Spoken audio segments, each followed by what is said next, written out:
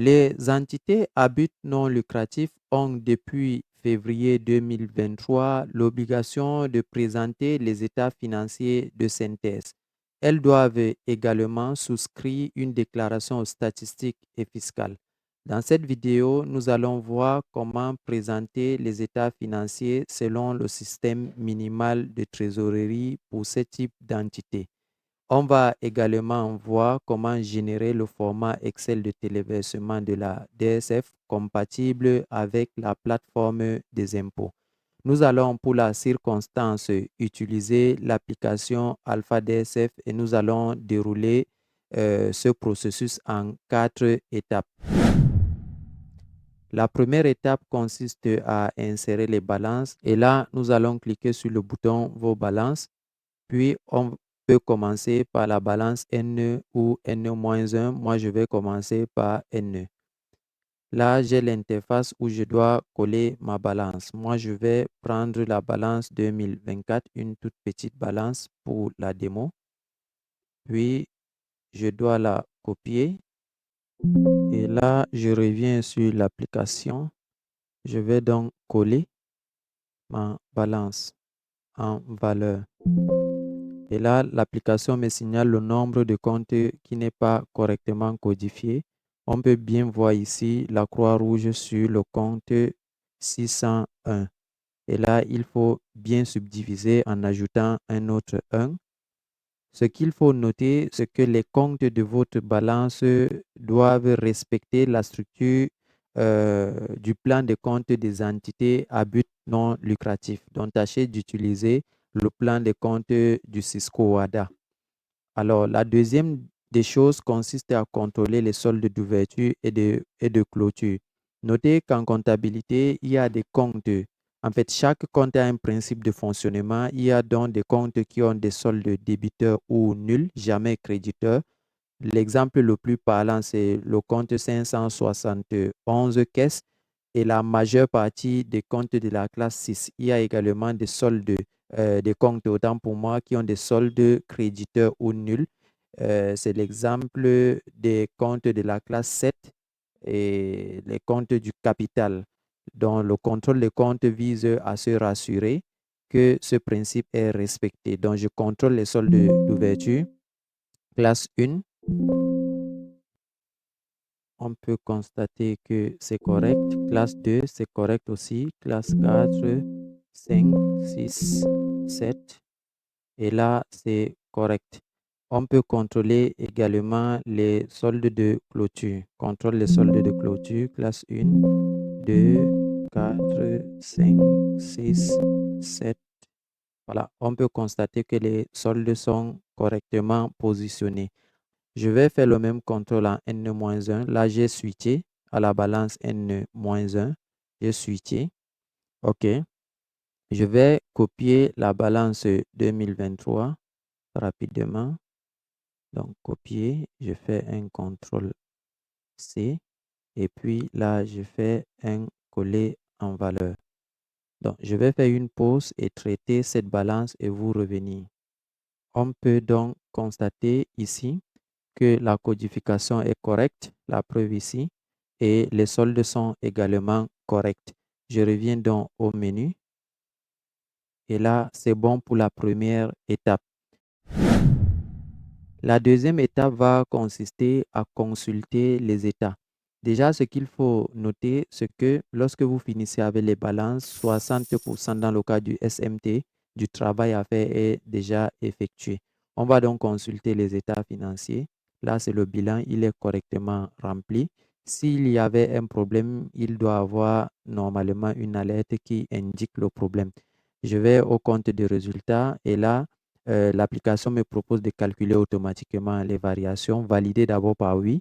Pourquoi? Parce que les variations qui sont en bas sont calculées automatiquement. Vous pouvez ajuster, pas de problème. Maintenant, notons le problème qu'il y a ici. Nous voyons l'aspect de la note est tel que il y a une erreur. Ici, il dit résultat N différent de celui du bilan de 65 250. Regardez ici également, il dit le résultat correct de l'exercice N est de 65 250 correspondant à celui du bilan N. Veuillez bien revoir les ventilations de la note 4 ou ajuster les variations. Pourquoi? Parce que souvent l'erreur peut provenir de variations, premièrement, et comme vous pouvez remarquer, la deuxième erreur, c'est que les recettes ne sont pas enregistrées ainsi que les dépenses. Pour la simple et bonne raison que on ne prend pas, les ventes, on prend les recettes. Vous pouvez vendre 10 millions et encaisser 7 millions. Dans ce cas, les recettes encaissées seront ici de 7 millions.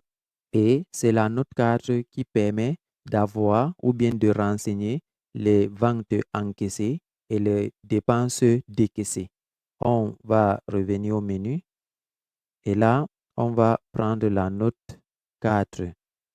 Puis là, on peut constater qu'on a ici enregistré d'un côté les recettes et de l'autre côté les dépenses. Ne vous inquiétez pas, lorsque vous tenez une comptabilité en bonne et due forme, c'est facile. Vous allez juste extraire un grand livre de trésorerie ou bien le grand livre de vos comptes de trésorerie. Et là, ça va vous donner au débit les encaissements et au crédit les décaissements.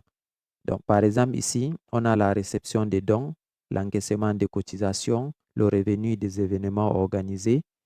Ça, c'est tout pour les encaissements. En termes de dépenses, on a les dépenses administratives et les publicités, les achats des jouets, les achats des fournitures, les frais de manifestation, les aides données aux malades. Tout ça, ce sont les décaissements. Et à la fin, la trésorerie doit être 5 418 370. Le logiciel sait, il connaît. Nous voyons ici, nous voyons ici qu'il y a un message d'erreur qui nous donne la différence entre la trésorerie de cette note-là et la trésorerie finale qui est censée être de 5 400 000. Nous allons donc enregistrer les recettes et les dépenses et par la suite, on va voir qu'il n'y aura plus ce message d'erreur. Donc là, j'ai fait une pause et j'ai enregistré les recettes et les dépenses. On peut voir ici réception de dons 3 106 000, encaissement des cotisations 1 million et revenu des événements 4 millions et poussière. Ça, ce sont les recettes. Et maintenant, du point de vue du côté des dépenses, on a ces dépenses-là que j'ai ventilées ici. J'ai 1 800 000 de dépenses administratives. J'ai mis ça dans autres dépenses. Ce sont des colonnes qui sont prévues par le législateur, donc on ne va pas inventer. Donc, on va juste chercher à ventiler les montants par rapport à la colonne qui est la plus logique possible. On a achat de jouets, 600 000. J'ai mis ça ici dans autres achats. Et j'ai 1 300 000 achats fournitures. J'ai mis sur achat des biens liés à l'activité. J'ai frais de manifestation. J'ai mis ça sur autres dépenses. Et enfin, aide aux malades. J'ai mis ça à autres dépenses. Et là, vous voyez que le solde 5 418 350 correspond bel et bien aux 5 418 370 de notre grand livre. En effet, la note 4, ce n'est que la note 4 n'est que le reflet de notre grand livre ou bien de nos grands livres de trésorerie.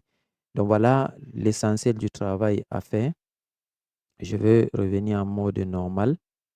Et ici, il faut bien remarquer qu'on ventile mois par mois. Mais moi, j'ai mis ça en désordre. Donc, la complexité de la note réside dans le fait de trouver les montants mois par mois. Mais sinon, le total doit refléter les montants annuels. Donc, ce n'est pas si compliqué si vous tenez une comptabilité. Donc, je reviens au menu et on va voir les états financiers. Compte des résultats, on ne va pas accepter la variation.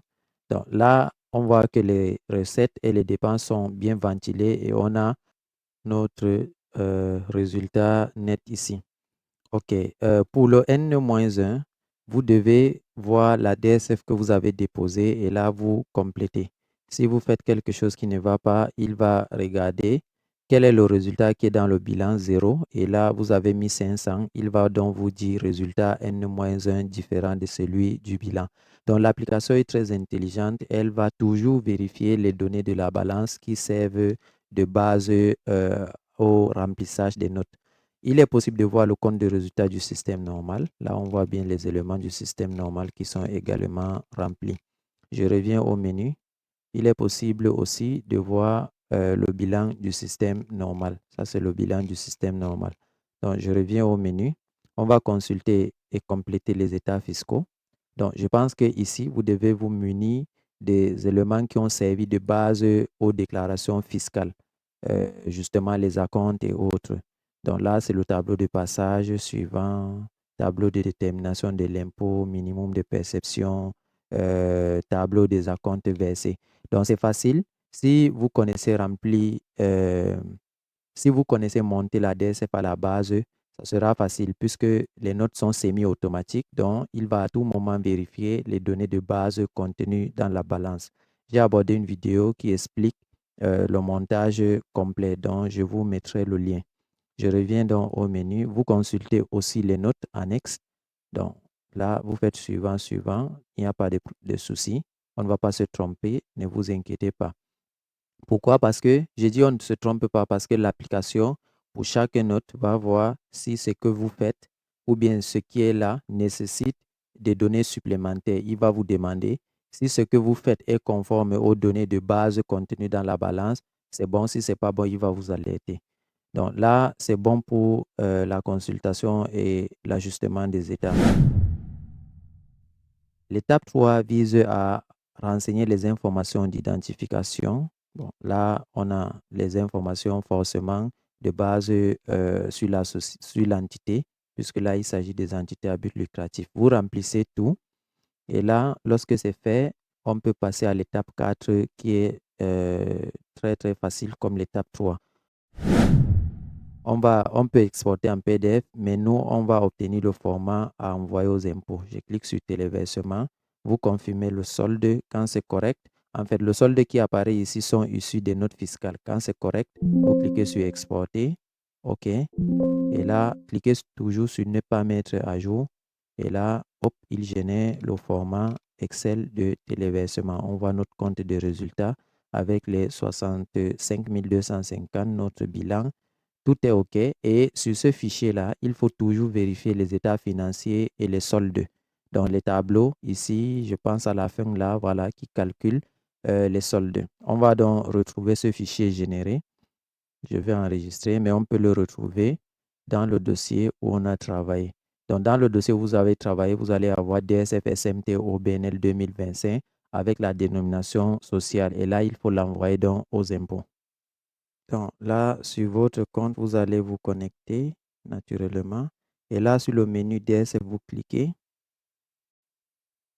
Une fois ici, vous cliquez sur Nouvelle déclaration annuelle DSF OBNL SMT. Et là, vous prenez, vous choisissez le fichier de téléversement. J'ai travaillé dans Démo 2026. J'ai AOP SMT. Et là, voici notre fichier. Je le pique. Et je clique sur téléversement, oui, et j'attends. Et là, notre DSF est reprise par le site. On peut consulter, par exemple, le compte de résultats, mais vous devez voir toutes les notes qui renvoient au solde à payer. Voilà, on a donc nos revenus encaissés. Et là, on a le résultat net de 65 250. Voilà comment envoyer la DSF en ligne. Pour la petite précision, toutes les notes en bleu doivent être complétées et en grise également. Après, le bouton soumettre sera actif si vous joignez les annexes. Une fois cela fait, vous pouvez soumettre votre DSF et tirer l'accusé de réception et l'avis d'imposition.